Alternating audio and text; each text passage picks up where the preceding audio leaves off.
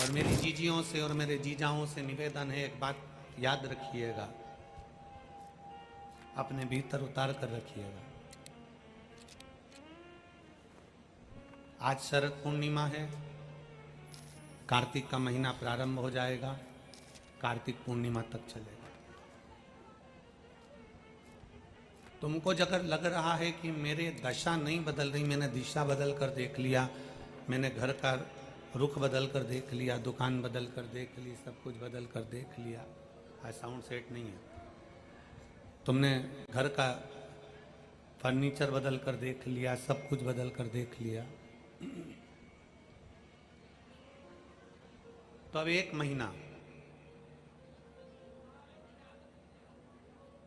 महीना शरद पूर्णिमा से लेकर कार्तिक पूर्णिमा तक एक नियम बना लो, एक चावल का दाना, केवल एक, ज्यादा नहीं, केवल एक चावल का दाना, जो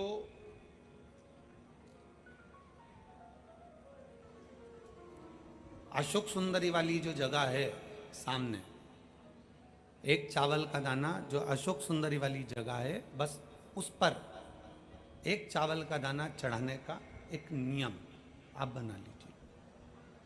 शिव मंदिर जाते हो आप लोग? कौन कौन जाता है? जरा हाथ उठाओ सभी लोग।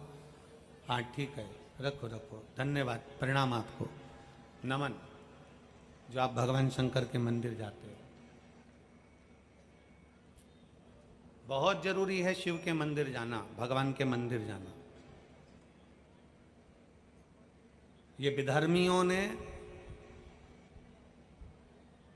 जो हमारे मंदिरों को पूर्व में तोड़ा है ना, उसका कारण कोई दूसरा नहीं था, उसका केवल एक ही कारण था कि हमारे सनातनियों ने मंदिर जाना छोड़ दिया था, इसलिए उन्होंने तोड़कर अपना अपना स्थान बना लिया। अगर सनातनी मंदिर जाता रहता, आप मंदिर की देहली चढ़ते रहते, रोज मंदिर में एकाग्रित होते रहते, मंदिर में इकट्ठे होते रहते, तो किसी के बाप की हिम्मत नहीं थी कि मंदिर की ओर आंख उठाकर भी देख ले। शिव महापुराण की कथा केवल एक ही काम करती है कि रोज मंदिर जाओ।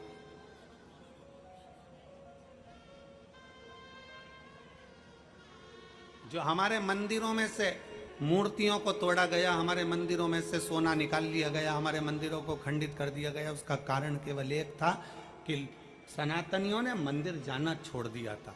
क्यों छोड़ा था? क्योंकि इन विधर्मियों ने ऐसी चाल चल दी थी कि मंदिर मत जाया करो, भगवान नहीं है, देवता नहीं है, भगवान नहीं है, भगवान नहीं है, और लोगों ने अपनी चाल चल चल कर तुम्हें मंदिर से दूर कर दिया और उन्होंने मंदिर पर कब्जा कर लिया।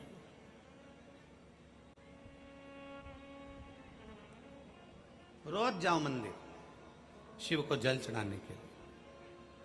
तेरे मंदिर में आना मेरा काम है और मेरी बिगड़ी बनाना तेरा काम। कभी तो सुनेगा।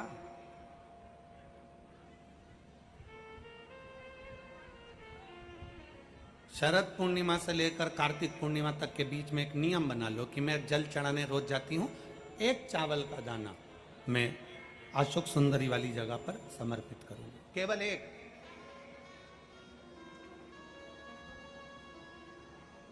चावल का दाना समर्पित कब करना है? जब आपका शंकर भगवान पे जल समर्पित हो जाए, शिव जी पर जल आप चढ़ा लो, चढ़ाने के बाद वो चावल का दाना जो आप अपनी पल्लू में बांध के लाई हो, या गठरिया में बांध कर लाई हो, या जो जैसे भी भाव से आप लेकर आई हो, डलिया में, पल्लू में, जैसे आप लाए वो चावल का दाना बांध।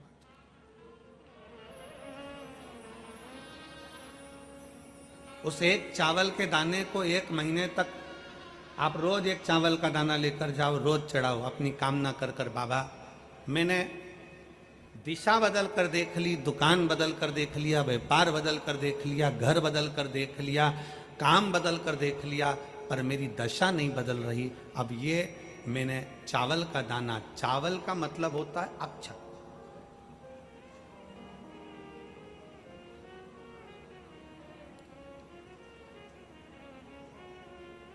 सबसे पहला अक्षता, सबसे पहला अक्षता। कभी अगर मौका मिलेगा ना तो ऐसी ही कोई शिव महापुराण की कथा में हम जो कल्याण के अंक पढ़ते हैं, जिन जिन कल्याण को हम पढ़ते हैं, कल्याण का अंक जो निकलता है उसको हम पढ़ते हैं तो उसमें बहुत सुंदर सुंदर बातें मिलती हैं। कभी अगर मौका मिलेगा तो एक बार कल्याण का अंक शिव का हम आपको एक एक पृष्ठ का दर्शन कराएंगे कि उस पृष्ठ पर क्या लिखा। स्वयं अन्नपूर्णा महारानी काशी में विराजमान होकर नंदी पर बैठ कर आए हुए देवाधिदेव महादेव की साक्षी में कहती है, स्वयं अन्नपूर्णा महारानी काशी की पवित्र भूमि पर नंदी पर बैठ कर आए हुए भगवान शंकर से कहती है, भोले बाबा, हे शिव, हे शंकर, हे विश्वनाथ, विश्व का भरण पोषण करने वाले हे विश्वनाथ, मैं आपको क्या दूं?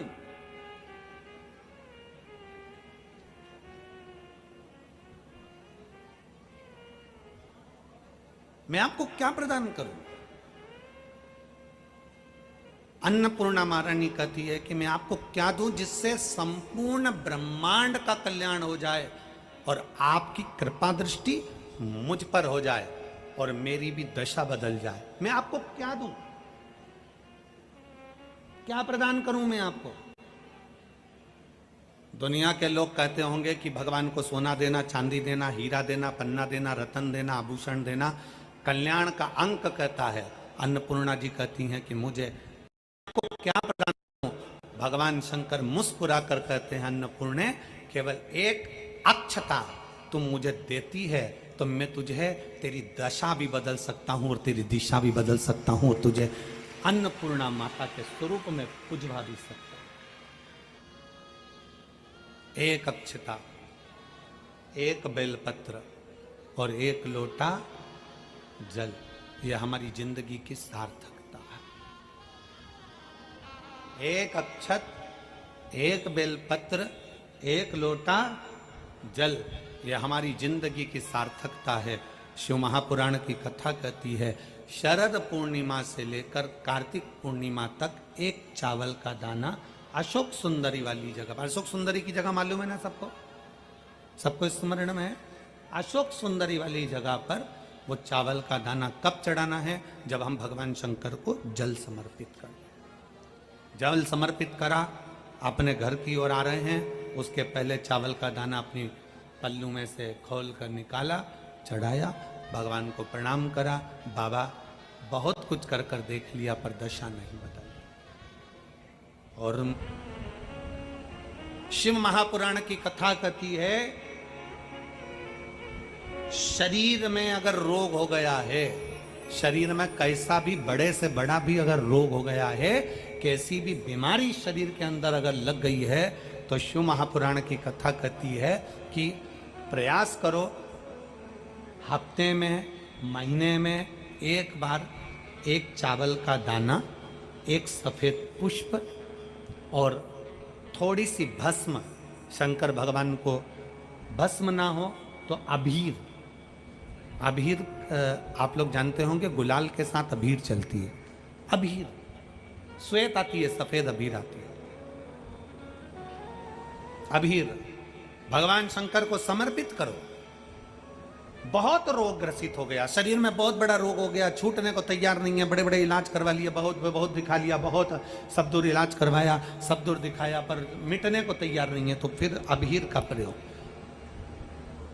एक चावल का दाना, एक श्वेत पुष्प और अबीर भगवान शंकर को समर्पित करिए, शिव को समर्पित।